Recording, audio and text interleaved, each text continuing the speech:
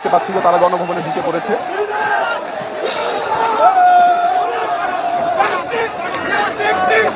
আপনারা জানেন যে দেশে একটা ক্রান্তিকাল চলছে।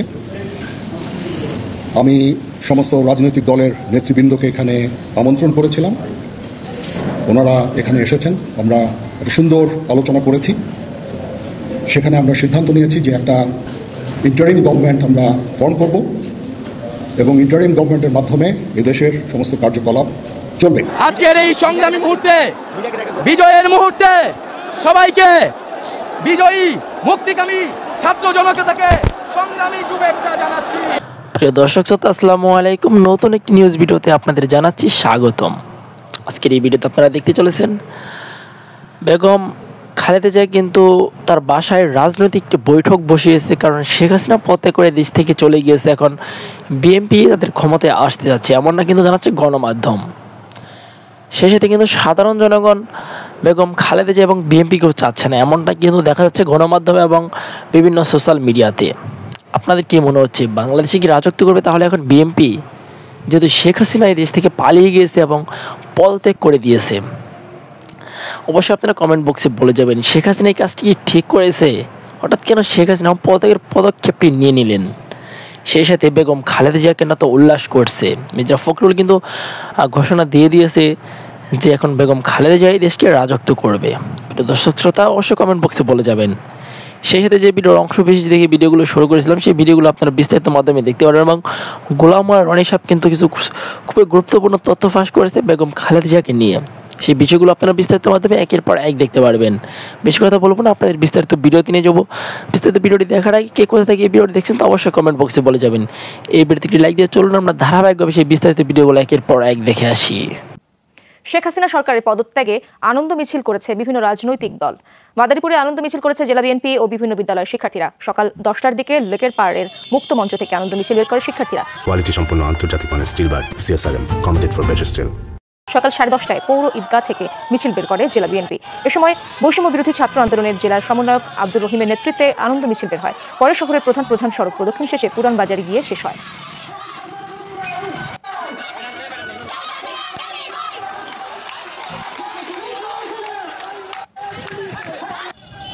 শরীয়তপুরে মোটরসাইকেল নিয়ে আনন্দ শোভাযাত্রা করেছেন জেলা উপজেলা বিএনপি ও তার সহযোগী সংগঠনের নেতাকর্মীরা। দুপুরে জেলা কেন্দ্রীয় শহীদ মিনার চত্বর থেকে আনন্দ মিছিল বের হয়ে শহরের প্রধান সড়ক প্রদক্ষিণ করে পালং উত্তর মাথায় গিয়ে শেষ হয়।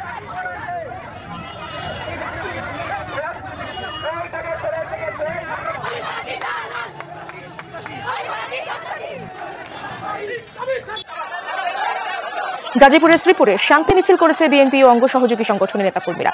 সকাল 11টায় শ্রীপুর উপজেলা সদরের ট্যাং রাস্তার মোড়ে এলাকা থেকে পথসভা শেষে শান্তি মিছিল বের করে বিপুল সংখ্যক নেতাকর্মী।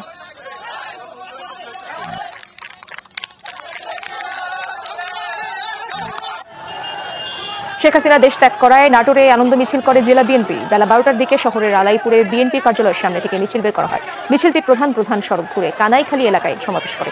এ সময় সুন্দর বাংলাদেশ বিনির্মাণে সবাইকে ঐক্যবদ্ধ হওয়ার আহ্বান জানান বক্তারা।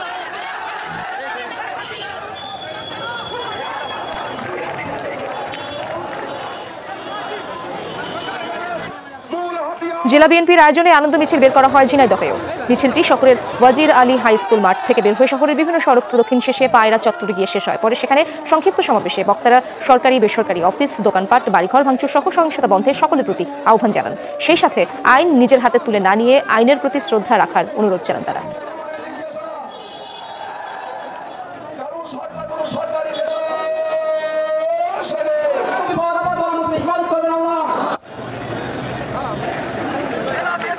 মানিকগঞ্জ শহীদ মিনার চত্বর থেকে হাজারো নেতাকর্মীদের অংশগ্রহণে বিজয় মিছিল বের হয়। শহর ঘুরে সেটি বাস স্ট্যান্ডে শেষ হয়। সেখানে অনুষ্ঠিত সমাবেশে জেলা বিএনপির সভাপতি ও সাধারণ সম্পাদক সহ সিনিয়র নেতারা বক্তব্য রাখেন।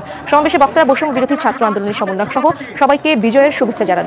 একই সাথে কোনো রকম ভাঙচুর, অগ্নিসংযোগ ও লুটপাট না করার অনুরোধ জানানো হয়। ক্রান্তিকাল চলছে। আমি সমস্ত রাজনৈতিক দলের নেতৃবৃন্দকে এখানে আমন্ত্রণ করেছিলাম, ওনারা এখানে এসেছেন। আমরা একটা সুন্দর আলোচনা করেছি।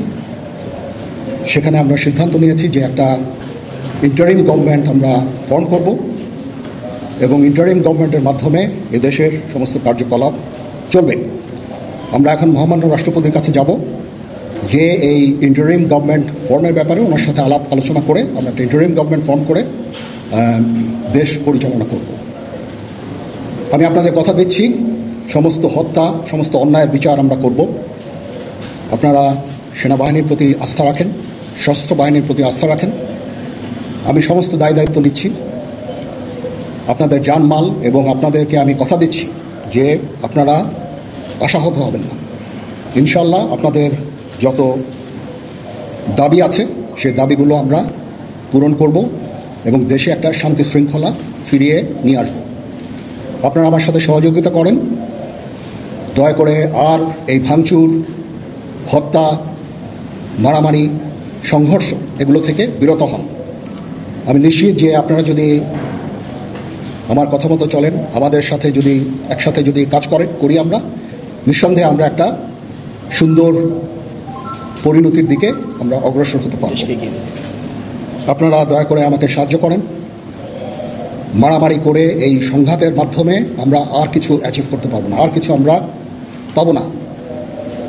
সুতরাং দয়া করে আপনারা সমস্ত ধ্বংসযজ্ঞ, সমস্ত অরাজকতা, সমস্ত সংঘর্ষ থেকে বিরত হন এবং ইনশাআল্লাহ আমরা সবাই মিলে একটা সুন্দর ভবিষ্যতের দিকে আমরা অগ্রসর হব। প্রতিটা হত্যার বিচার করা হবে, প্রতিটা অন্যায়ের বিচার হবে।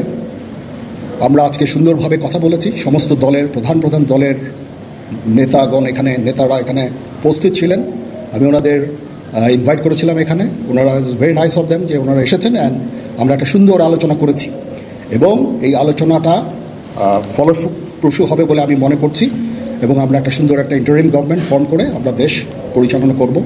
মাননীয় প্রধানমন্ত্রী পদত্যাগ করেছেন এবং এখন একটা ইন্টারিম গভর্নমেন্ট ফর্ম করে আমরা আমাদের কার্যক্রম পরিচালনা করব। আপনারা একটু ধৈর্য ধরেন, আমাদের কিছু সময় দেন, ইনশাআল্লাহ আমরা সবাই মিলে সমস্ত সমস্যার সমাধান করতে সক্ষম হব। আপনারা আর এই সংঘাতের পথে যাবেন না এবং শান্তি শৃঙ্খলার পথে ফেরত চলে আসেন। আমাদের দেশের অনেক ক্ষতি হচ্ছে, অর্থ সম্পদের ক্ষতি হচ্ছে, জানের লোকজন মারা যাচ্ছে। তো এগুলো থেকে আপনারা বিরত হন এবং আমাদের সাহায্য করেন। আমি সমস্ত দায়িত্ব নিচ্ছি, আপনারা আমাকে সাহায্য করেন। সবাইকে ধন্যবাদ। আজকের এই সংগ্রামী মুহূর্তে, বিজয়ের মুহূর্তে সবাইকে বিজয়ী মুক্তিকামী ছাত্র জনতাকে সংগ্রামী শুভেচ্ছা জানাচ্ছি। সকলকে একটু অনুরোধ করব যে আমাদের মিডিয়া ভাইদের এবং আমাদের বোনদেরকে সুযোগ করে দেওয়ার জন্য, তাদেরকে একটু কমফোর্টলি থাকার ব্যবস্থা করে দেওয়ার জন্য।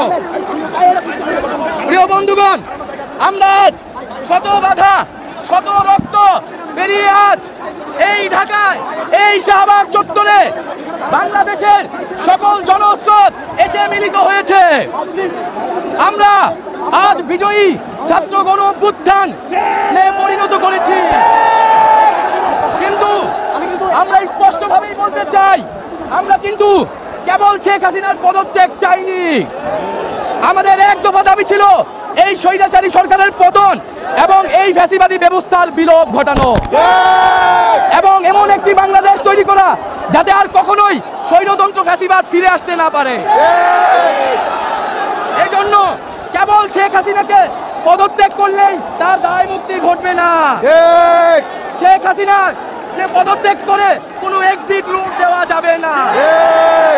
অবশ্যই শেখ হাসিনা, তার সরকার এবং এই ফ্যাসিস্ট এবং ফ্যাসিস্টদের দালালদের বিচারের আওতায় আনতে হবে। শেখ হাসিনাকে কোনো পালানোর সুযোগ দেওয়া যাবে না। শেখ হাসিনাকে গণহত্যার দায়ে বিচারের আওতায় আমরা আনব এবং আমরা সেনাবাহিনীর প্রতি আহ্বান থাকবে, আপনারা কারফিউ প্রত্যাহার করুন এবং ব্যারাকে ফিরে যান। আমাদের যে অসহযোগ আন্দোলনের নির্দেশনা অনুযায়ী আপনারা ব্যারাকে ফিরে যান। আমরা কোনো ধরনের জরুরি অবস্থা বা কোনো ধরনের মিলিটারি শাসন মেনে নেব না। আমরা জনগণের শাসন, জনগণের সরকার প্রতিষ্ঠা করব, একটি গণতান্ত্রিক বাংলাদেশ প্রতিষ্ঠা করব এবং বাংলাদেশে আমরা যেই ছাত্র নাগরিক অভ্যুত্থান করেছে তাদের প্রস্তাবিত অন্তর্বর্তীকালীন জাতীয় সরকারের কাছে ক্ষমতা হস্তান্তর করতে হবে। প্রিয় বন্ধুগণ, বৈষম্য বিরোধী ছাত্র আন্দোলনের নেতৃত্বে আজকের এই গণ অভ্যুত্থানে আপনারা যাদেরকে এসেছেন তাদেরকে নিয়েই আমরা নতুন বাংলাদেশ প্রতিষ্ঠা করব। প্রিয় বন্ধুগণ, আমাদের অল্পক্ষণের মধ্যেই আমাদের মাইক চলে আসবে এবং অল্প কিছুক্ষণের মধ্যে আমরা সকল সমন্বয় এবং আন্দোলনকারীদের মধ্যে আলোচনা করে আমরা আমাদের যে প্রিয় দেশবাসী, শুরু থেকে শেষ পর্যন্ত যারা এই ভিডিওটি দেখেছেন সকলকে জানাই অসংখ্য অসংখ্য ধন্যবাদ। যারা এরকম নিউজ ভিডিও পেতে পছন্দ করেন তারা অবশ্যই এই চ্যানেলটি সাবস্ক্রাইব করে পাশে থাকা বেল আইকনটি বাজিয়ে দিবেন। যারা এখন এই ভিডিওটি শেয়ার করেননি, এই ভিডিওটি দ্রুত শেয়ার করে সকলকে দেখার সুযোগ করে দিন। আজকের মতন এই পর্যন্ত দেখা হচ্ছে পরবর্তী কোনো ভিডিও নিয়ে, ইনশাল্লাহ।